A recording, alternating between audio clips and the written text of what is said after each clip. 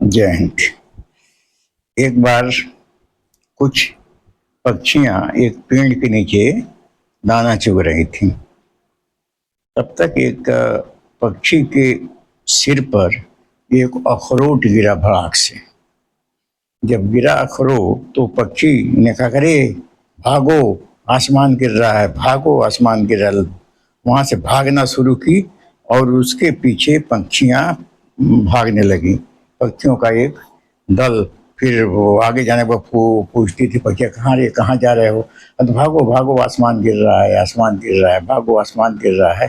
पक्षियों का बहुत बड़ा एक झुंड हो गया। तो भागी जा रही थी। आगे एक आदमी मिला, कहा, अरे कहाँ जा रही हो तुम लोग इतने संख्या में? तो एक पक्षी कह रहे, आसमान गिर रहा है। तो उस आदमी ने कहा, जा कहाँ रही हो तुम लोग? तो पक्षियों ने कहा, हम भगवान के घर जा रहे हैं। तो उस आदमी ने पूछा कि भगवान का घर देखे हो? कहा, नहीं, देखे तो नहीं है।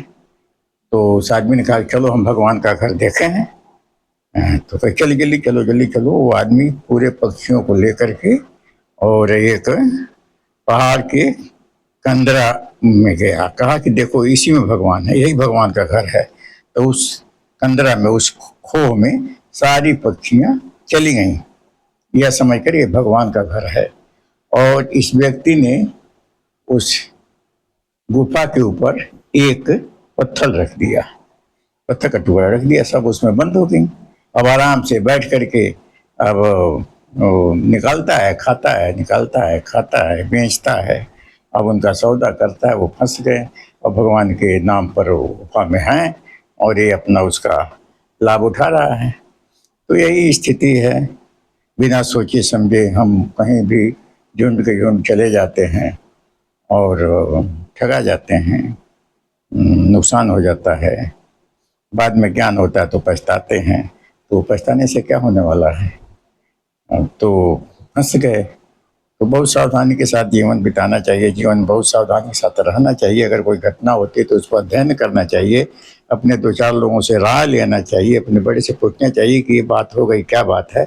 यहाँ तो एक अखरोट गिरा और आसमान ही गिर गया। भागे और जा कर के दुर्दशा झेल रहे हैं। यही हाल है इंसान की, और बिना सोचे समझे करने वालों की ऐसी ही दशा होती है। तो इसी के साथ मैं बहुत कम समय लिया। जय हिंद।